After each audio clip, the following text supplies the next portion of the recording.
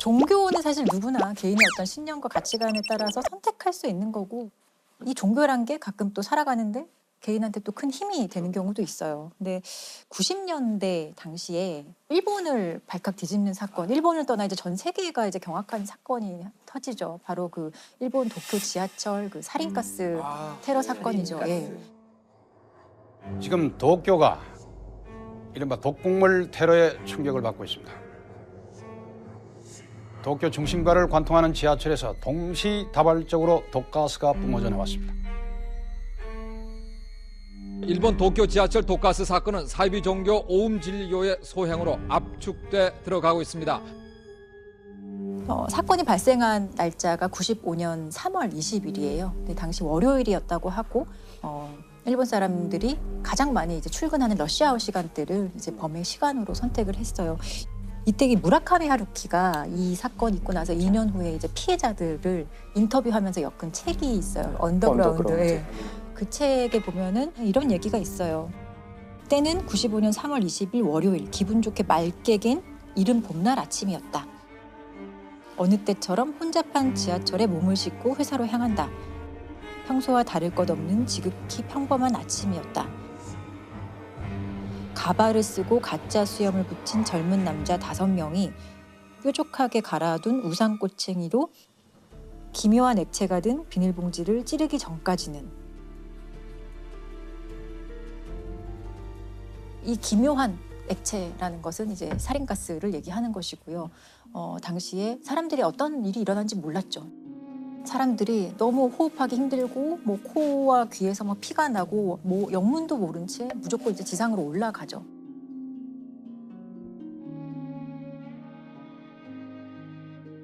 그래서 총 13명의 사망자가 발생을 했고 부상자는 거의 6천여 명에 이르고 있고 그 후유증이 엄청나기 때문에 지금도 사실 부상자로 분류됐지만 너무너무 이제 힘든 삶을 살고 있는 피해자들이 사실 많은 정도였고 아침 출근 시간에 이제 이런 화학 테러 사건이 일어났다는 거에 이제 전 세계가 많이 충격을 받았던 사건이에요.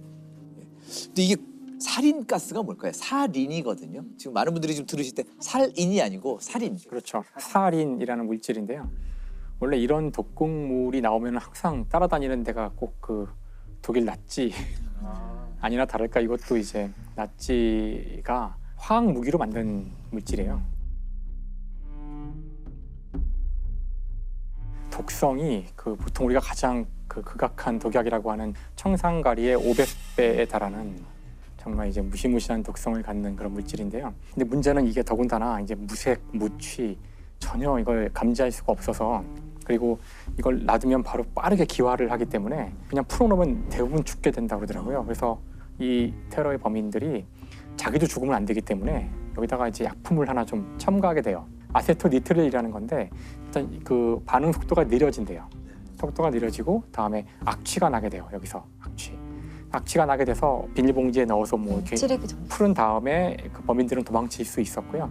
아마 그렇지 않았으면 훨씬 더 많은 피해가 있었을 텐데 불행 중 다행이라면 그렇게 속도를 늦춘 바람에 더 안 좋았을 수 있었는데 그보다 낫다고 하고요. 어찌됐든 정말 그 굉장히 극악한 그런 살인 물질이죠. 살인이라는 물질은 보통 만들어내는 거죠. 그렇죠. 아무나 만들 수 있나요? 아니죠. 그 화학 무기로 만들어지는 거니까 전문가들이 있어야죠. 근데 이 옴질레교에서는 이런 살인가스를 비롯한 어떤 화학 물질 아니면 세균, 바이러스, 생물 무기를 다 가지고 있었어요. 그거를 다 제조하는 설비나 시설을 가지고 있었고 이 종교 단체가. 예, 그리고 또 실제로 지하철에서 이제 실행한 중에 한 사람도 의사예요. 의사 출신이었고 명문대학교를 졸업한 엘리트들이 꽤 많았다고 하거든요. 신도들 중에. 경찰의 주목을 새로 받기 시작한 화학연구반은 교단 내의 비밀 조직입니다. 30명 이상의 의사와 화학 전문가들로 구성된 화학연구반은 독가스, 생물학 무기 그리고 핵전쟁까지도 준비를 하고 있었습니다. 그리고 또 이게 어떤 실행에 옮기기 위해서는 뭐 살포할 때 필요한 군용 헬리콥터까지 가지고 있었거든요. 사실 범죄 단체인 거 당시에도. 아니 왜 이런 테러를 목적이 있을 거 아니에요? 목적은 결국에는 이 교주 개인이 뭔가를 옴질레교를 계속 이제 지탱하기 위해서 예언 같은 걸 자꾸 해요. 그 예언이 실행되고 있는 예언이다. 내가 말한 대로 될 거라는 것을 보여주기 위해서 이런 테러를 자행한 거거든요. 아사하라가 오음진리교 잡지에서 밝힌 예언에 주목하고 있습니다. 그 내용은 일본이 96년 말을 계기로 대전환을 맞게 되며 대규모 살육이 일어날 것이라는 종말론적 경고입니다. 특히 10명 중 9명은 숨질 대살육이 독가스에 의해 일어날 수도 있음을 밝혀 도쿄 지하철 사건조차 예행 연습에 지나지 않음을 시사하는 듯해 더욱 전율스럽습니다. 근데 그 예언을 맞게 증명하기 위해서 자기네가 그런 일을 벌인다는 게 말이 참. 야, 이 오음진리교 이 교주가 궁금합니다. 아사하라 쇼코라는 사람이었어요. 이 사진을 한번 보시면 아시죠? 예. 이 사진 되게 유명한 이상해요. 사진이라서 다들 공중부양. 아실 거예요. 공중부양을 하고 있는 사진이고 85년 10월에 이제 이 사진이 일본에서 공개가 되었다고 합니다. 근데 당시에 이제 85년 10월이었으면은 사실 일본 경제가 엄청나게 호황을 맞이하고 있을 시절이고 사실 많은 이제 젊은 사람들이나 일본 사람들이 좀 안정된 생활, 풍요로운 생활에서 좀 삶의 어떤 지루함을 느끼고 있을 시절이었고 그래서 그 오컬티즘에서 오컬트 문화가 일본에서 좀 붐을 일으켰던 시기라고 해요. 그런 오컬트 잡지에 이런 사진이 등장을 했을 때 많은 젊은이들이 좀 열광했다고 합니다. 그러니까 85년에 이렇게 이 사진이 공개가 돼서 이 사람 개인에 대한 관심도 높아지고 사람들이 어떤 이런 거에 대해서 조금 잘못된 믿음을 가지기 시작을 했고 95년에 실제로 이런 테러를 자행할 때까지 한 10년 동안 교세를 엄청나게 확장하고 자금력도 엄청나게 이제 동원을 하면서 이런 테러를 할 수 있는 단체로 거듭나게 되는 거죠. 그 자금력이 약간 테러를 하게 된 네. 좀 힘이 됐네요. 예. 근데 자금을 어떻게 구했냐 본다면 결국에는 신도들의 헌납이죠. 예.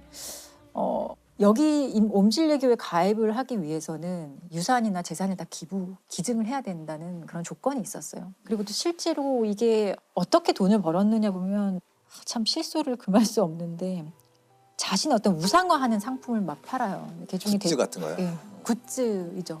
지금의 관점에서 보면 교주의 개인 굿즈라고도 볼 수 있는데 좀 그게 해괴합니다.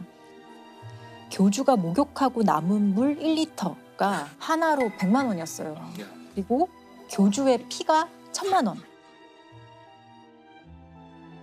그리고 교주와 커뮤니케이션을 가능하게 하는 헤드 기어를 팔았다고 하는데 이건 1억이에요. 단 렌트할 경우 일주일에 1000만 원. 이런 말도 안 되는 것들을 팔면서 지탱해 줄 수 있는 어떤 자금을 계속 만들 수 있었던 거예요. 교주는 결국 체포가 됐나요? 네, 바로 체포는 못 되고 95년 5월 16일에 이제 경찰의 어떤 끈질긴 추적 끝에 이제 교주가 드디어 체포가 되고요. 도쿄 지하철 독가스 사건으로 무리를 빚은 아사하라 교주가 드디어 체포됐습니다. 이미 지난주부터 치밀한 아사하라 교주 체포 계획을 세워놓고 밤새 대규모 경찰 병력과 장비를 동원한 일본 경찰은 오늘 새벽 5시 작전을 개시했습니다.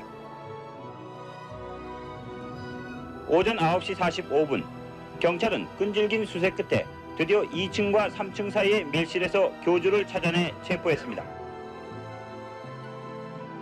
교주를 잡고 보니 사실 과거에도 여러 가지 범죄에 연루됐던 것들이 많았던 거예요. 특히나 그 옴진리교가 사실 이 정도 확장을 하는 과정에서 피해를 입은 사람들이 있기 마련이잖아요. 그래서 그런 피해자들을 모아서 도와주는 어떤 변호사가 있었다고 하는데 피해자들을 도와주는 것을 방해하기 위해서 이 변호사 일가족을 살해하고 암매장하는 사건도 있었고요. 또 옴진리교의 일부 지회를 이제 없애는 그런 재판 소송이 있었는데 그 소송을 담당하는 판사를 이제 살해할 목적으로 그때도 이제 살인가스를 살포해서 7여 명이 사상한 사건이 있었어요. 이것 외에도 20건 정도의 다른 범죄도 이제 밝혀지게 되는 거죠. 그래서 마지막 남은 공범 1명까지 일본 정부가 집요하게 상당히 오랫동안 추적을 해요. 그래서 마지막 공범은 17년 후에나 잡힙니다. 그리고 이 사건으로 480여 명을 검거하고 실제 재판으로 넘겨진 인원은 190명 정도가 이제 기소가 엄청 실제로 큰 돼요. 사건이네요. 네. 그래서 이게 사람들이 더 놀랐던 게 이제 이렇게 사람들을 검거해보고 경찰서 앞에 포토라인에 서고 이랬던 사람들 중에 대다수가 다 어느 정도 사회에 어느 네. 정도 기반 잡은 사람들. 성실한 의사였거나 평범한 회사원들이 많았던 거예요. 그래서 사람들이 뭔가 좀 사회에 적응하지 못하는 사람들이 자행했을 테러라고 생각했지만 실상은 전혀 그렇지 않았다는 거에 사람들이 한 번 더 놀라게 됩니다. 정말 평범한 사람들이 좀 믿기지 않습니다. 그렇죠? 그러니까 옴진리교를 통해서만 이 세상을 구원할 수 있다. 핵전쟁이나 뭐 인류 멸망 이런 것들을 항상 얘기하면서 신도들에게 어떤 공포심을 자극했다고 해요. 그러니까 막연하게 공포심을 느끼게 하고 주변과 단절을 시키는 과정에서 더욱더 이 믿음을 이제 강화하는 그런 작업을 했던 거죠. 그래서 그 재판이요. 최종적으로 2011년 11월에 이 교주를 포함한 주동자 13명에 대해서 사형 판결이 확정이 되거든요. 그리고 사형이 실제로 집행이 되는데 집행되는 시점은 2018년 7월에 집행이 되고 총 사건 발생일로부터 사형 집행될 때까지 시간이 한 23년 정도 걸렸던 거예요. 그러니까 뭔가 인간의 좀 취약함을 파고드는 게 이런 잘못된 믿음인 것 같고 실제로 재판 과정에서 이제 교주를 제외한 다른 공범들은 나는 교주한테 세뇌당해서 이런 행동을 한 거다. 나는 심신미약이다. 라는 주장을 했었어요. 그렇겠죠. 근데 당연히 받아들여지지 않고 실제로 이들이 어떤 범행을 하면서도 위법성은 인식을 했을 것이고 그럴 때마다 스스로 자기 합리화를 했던 게 인류를 구원하는 일이다. 내가 하는 일은. 그런 식으로 오히려 본인들이 행동에 대해서 스스로 합리화를 하면서 이런 범행을 저질렀던 거죠. 우리나라에도 비슷한 사건이 있었죠. 우리나라에도 있었어요. 정말 이런 말도 안 되는 되게 웃으실 수도 있는데 진돗개를 숭상하는 모시는 진돗개교 사건이라고 있었어요. 진돗개교. 네, 2014년에 이제 일어났던 일인데 2014년 8월 14일에 수상한 아동 실종 신고가 경찰에 접수가 돼요. 아들을 잃어버렸다라고 막 울어요. 어떤 엄마가 와서. 근데 그 아이를 어디서 언제 잃어버렸습니까? 라고 물어보니까 아이가 잃어버린 시점이 이미 한 달이 지난 거예요. 네. 그럼 그동안 신고 안 하고 뭐 했냐라고 물어보니까 내가 찾을 수 있을 거라고 생각했다라고 얘기하고 조금 수상한 얘기를 많이 해요. 그래서 경찰 입장에서도 단순 실종 사건은 아니겠다라는 생각으로 이 아이의 행방을 막 찾기 시작을 하거든요. 그래서 주변의 그 아동 보호시설 140여 군데도 조사를 해보고요. 엄마라는 최 씨 주변도 많이 탐문을 해요. 그런데 한 5개월 동안 계속 수사를 해봐도 전혀 어떤 혐의점이라든지 의심할 만한 부분을 결국 찾지 못해서 이 사건이 이제 미제로 남게 되거든요. 근데 미제로 남게 되었다가 2016년 2월에 이제 이 사건이 다시 이제 수면 위에 떠오르게 되게 돼요. 왜 떠오르게 되나요? 당시에 2016년 2월에 그 미취학 아동인데 실종된 아이들을 좀 집중적으로 조사를 했다고 해요. 근데 그 과정에서 실종 신고된 이 사건이 다시 이제 경찰이 보게 되고 이거는 단순 실종 신고가 아니겠다라는 판단에서 다시 한번 조사를 하게 돼요. 조사하는 과정에서 이 엄마 최 씨가 아이가 실종했다고 하는 시점을 전후해서 한 15일치의 그 휴대전화 통화 내역을 보는데 이상하게 그 통화의 상대방들이 강서구의 한 다세대 주택에 다 살고 있는 사람들이었던 거예요. 너무 이상하잖아요. 네, 그래서 그 다세대 주택을 살펴봤더니 사람들이 공동체 생활을 하고 있는 것 같은데 특별히 어떤 범죄 혐의점은 바로 찾을 수 없는 것 같았어요. 근데 그러다가 그 단체에서 탈퇴했다는 사람 하나를 만나게 돼요. 그래서 어렵게 경찰이 이 사람을 설득을 해서 어떤 일이 있었는지 확인을 하게 되는데 놀랍게도 이 사람이 증언하는 것은 2014년 7월에 한 아이가 있었는데 그 아이를 교주격인 A라는 사람이 폭행을 하다가 사망을 했고 야산에 묻었다라는 얘기를 합니다. 이 강서구 다세대 주택에 살고 있는 이 단체가 진돗개를 모시는 사이비 종교 집단이었던 걸로 밝혀지게 된 거예요. 악귀에 씌였다면서 3살 아이를 때려 숨지게 하고 시신을 유기한 사이비 종교 집단이 범행 3년 만에 경찰에 붙잡혔습니다. 서울 주택가에서 공동체 생활을 하는 이들은 영물로 여기는 진돗개가 짖었다는 이유로 아이를 잔혹하게 숨지게 한 것으로 드러났습니다. 정체가 뭡니까 진돗개교? 진돗개교가 그냥 진돗개를 모시는 거예요, 한마디로. 진돗개가 거죠. 신인 건가요? 신인 거죠. 일종의 신인 거죠. 그러니까 진돗개한테 일단 다 존댓말을 해요. 먼저 내려가시지요 이런 식으로. 또 사당도 마련해 놓고 진돗개를 위한 어떤 의식을 거행을 하고 그리고 이 신도별로 각각 진돗개를 모시는 어떤 역할이 있었던 거예요. 어떤 사람은 진돗개의 어떤 수건을 빨아주는 사람, 앉는 사람, 그리고 뭐 목욕시키는 사람 이런 식으로 각각의 역할 분담이 있었고 동네 주민들의 어떤 증언을 들어봐도 모시는 모습이 누가 봐도 사실 보였던 거예요. 일단 이상하다라고 느꼈지만 사실은 뭐 딱히 어떤 범죄 혐의점은 없었기 때문에 이상한 사람 부르는 정도만. 그 정도로만 생각을 했던 거였는데 이제 알고 보니 그 진돗개를 숭상하는 그 잘못된 믿음을 가진 집단에서 아이를 학대하면서 이제 사망을 하게 한 사건을 이제 경찰이 찾은 거죠. 아이를 왜 학대했을까요? 처음에 진돗개가 아이를 보고 막 짖었다고 해요. 아이는 뭐 한 3살 정도 되는 아이였는데 그때 이제 진돗개교회 교주 같은 사람이 진돗개가 이렇게 아이한테 짖는 거는 이 아이에게 어떤 귀신이 쓰여 있어서 그렇다. 이 귀신을 내쫓기 위해서 아이를 좀 때려야 한다라는 식으로 처음에는 가벼운 폭행으로 시작했다가 그 폭행 정도가 사실 당연히 심해질 수밖에 없거든요. 그리고 결정적으로 아이가 사망한 날이 2014년 7월 7일이었다고 하는데 그 당시에 아이가 좀 대소변을 못 가리고 계속 좀 칭얼대고 이러니까 좀 더 심하게 아마 때렸겠죠. 그렇게 돼서 아이가 갑자기 사망을 하고 그 과정에서 친엄마가 다 보고 있었어요. 친엄마는 가만히 있어. 친엄마는 아무런 그 뭐 말리거나 그런 것들을 전혀 하지 않았죠.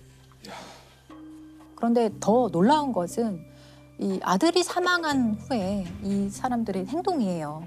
이 사망한 아이를 흔적을 없애야 될 거잖아요. 그래서 어떤 전주의 야산에 이 아이를 묻기로 합니다. 그래서 아이의 시신을 묻어요. 묻고 다시 집으로 왔는데 생각해보니 거기 멧돼지들이 많이 다닌다는데 멧돼지가 혹시나 아이를 묻어놓은 곳을 다시 파서 아이가 드러나면 어떡하지? 라는 그런 불안감이 엄습해왔나 봐요. 그래서 다시 이들이 내려가서 아이의 시신을 꺼내요. 그리고 그 자리에서 화장합니다. 아이의 시신을 불태워버리거든요. 그 과정에 엄마가 다 참여를 했어요. 그러니까 좀 믿기 어려운 일이지만 실제로 일어났었던 일이라는 거에 좀 충격적이죠. 이 엄마가 그럼 경찰에 왜 실종 신고를 했느냐. 그것은 그러니까 자기들의 범행이 발각되지 않도록 하기 위한 혹시나도 모를 수사에 대비한 어떤 그 혼선을 주는 그런 목적이었고. 실종 신고가 너무 늦은 거죠. 그렇죠. 이것까지 이 엄마는 이제 교주와 그 진돗개교 사람들이 시키는 대로 하게 됩니다. 근데 이들 처벌 어떻게 받았나요? 그 엄마 최 씨는 이제 10년 형이 선고가 되고요. 아이를 직접적으로 이제 학대해서 사망하게 한 사람은 13년 형이 선고가 되고. 그러니까 죄 질에 비해서는 어떻게 보면 형이 좀 형량이 적은 편인 것 같습니다. 좀 가슴 아픈 얘기네요. 이게 이렇게 좀 호응행랑하잖아요. 이런 종교에 빠지는 심리가 뭘까요? 뭐 기본적으로 사실 사이비 종교에 빠지는 심리하고요. 사기 범죄에 속는 심리가 좀 유사한 메커니즘을 갖고 있어요. 앞서 옴진리교 같은 경우 겉으로 뭐 의사라든지 전문직 성공한 사람이라 하더라도 외형적으로 그럴 뿐이지 이 사람들의 마음속에는 결핍이 있어요. 해소하지 못한 그런 심리적인 문제가 있거든요. 여기 두 번째 상황적 요인이 겹치게 됩니다. 예를 들자면 뭐 옴진리교 같은 경우는 일본의 95년 당시의 그 시대 상황이 있고 거기에 전반적인 삶에 대한 의미의 상실이라든지 뭔가 새로운 돌파구를 찾는다든지 여기에 세 번째 이러한 상황을 노리는 이 범죄자들, 사이비 종교의 교주나 혹은 사기 집단이나 아주 촘촘하게 짜여진 전략이 들어갑니다. 처음에는 그냥 베풀어요. 당신 힘들지, 내가 들어줄게 라든지 또는 그들이 갖고 있는 어떤 자존감, 낮은 부분들, 인정받고 싶은 욕구를 건드려주죠. 그러면서 그 다음에는 이제 외부와 차단을 시키죠. 다른 제3의 의견을 못 듣게 해요. 다른 사람의 조언이나 개입을 못하게 만들어버리고 그리고 나서 소위 말하는 본전 심리가 들어가는 거죠. 그때까지 내가 바친 게 있는데 만약에 여기서 당신이 중단하면은 다 날아가는 거야. 이 세 가지가 합쳐졌을 경우에 사실상 여기서 벗어나기가 쉽지가 않고요. 이 세 가지를 다 와해시켜야만 피를 막을 수가 있죠. 뭐 종교를 선택하는 것은 개인의 정말 어떤 신념이고 개인의 선택 문제이거든요. 본인이 판단 능력이 미약해서건 환경적으로 취약해서건 이런 종교를 선택하고 본인이 그렇게 살겠다고 하면 본인이 책임져야 될 문제거든요. 근데 정말 여기서 이제 문제가 되는 거는 이런 진돗개교 사건처럼 자신의 의사와 상관없이 아이 같은 경우나 의사를 표현할 수 없는 사람들이 그게 세상의 전부인 것처럼 살다가 이렇게 억울하게 죽는 사건이 꽤 있다는 거죠. 사회적으로 이들에 대해서 다른 시각으로 바라봐 줄 필요가 있을 것 같아요. 그냥 그런 가족을 둔 부끄러운 사람이 아니라 이 사람들도 피해자들일 수 있다라는 생각이 좀 들었어요.